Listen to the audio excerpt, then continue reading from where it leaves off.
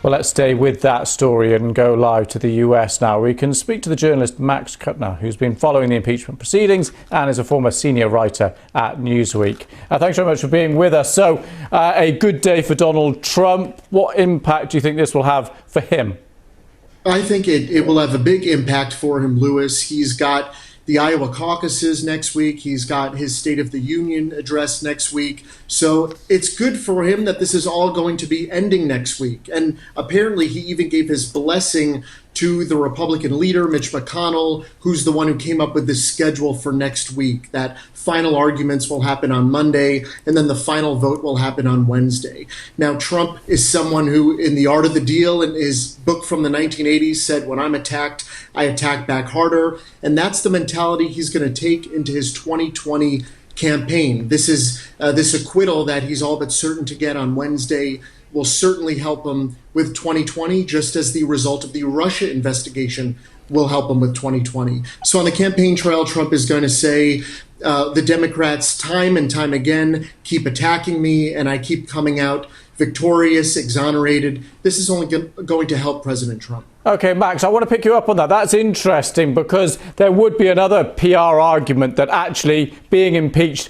is not something that's great. You don't really want to remind voters of that. You would just move on. But you think he's actually going to purposely bringing it up to show how victorious he's been?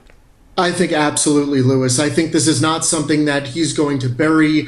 There's no point in trying to bury it because everyone's been obsessing over it and watching it and listening and reading about it. So he's going to try and use this to his advantage. So he's going to be drilling this into people. And we already have an idea from what his lawyers said during this whole trial of what the rhetoric will be that he uses. And he's going to probably say things like, this is the socialist liberal left, the party of Alexandria Ocasio-Cortez, who's one of the more progressive members of the Democrats now, even though she had very little to do with this impeachment proceeding. But that's what his lawyers were saying. This is the party of people like that.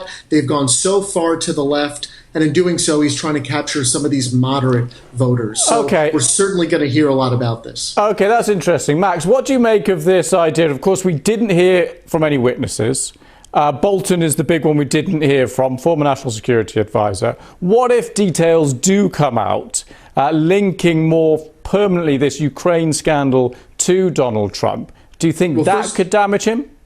First of all, Lewis, I want to mention this is now historic and unprecedented in that this is the first Senate impeachment trial where there haven't been new witnesses. That's not only for presidential impeachments, but for any sort of federal Senate impeachment trial that's been judges and other sorts of officials. So this has never happened before where the Senate doesn't call new witnesses. Now, in terms of the John Bolton information, and new information continues to come out. Just today it came out that he knew about the Trump-Ukraine issue as far back as May, so months earlier than we previously thought, months before President Trump's July 2019 phone call with the Ukrainian leader. So the details continue to come out.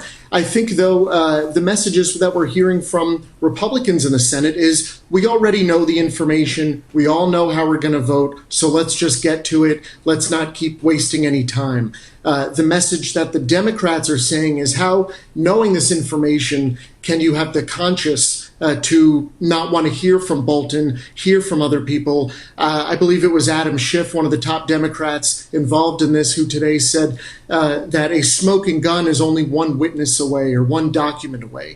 But that message clearly didn't resonate with the Republicans. Fascinating stuff, and 2020 election, still a long way to go with that. But great to have you on, Max KUTNER. Thanks for your time. Thank you.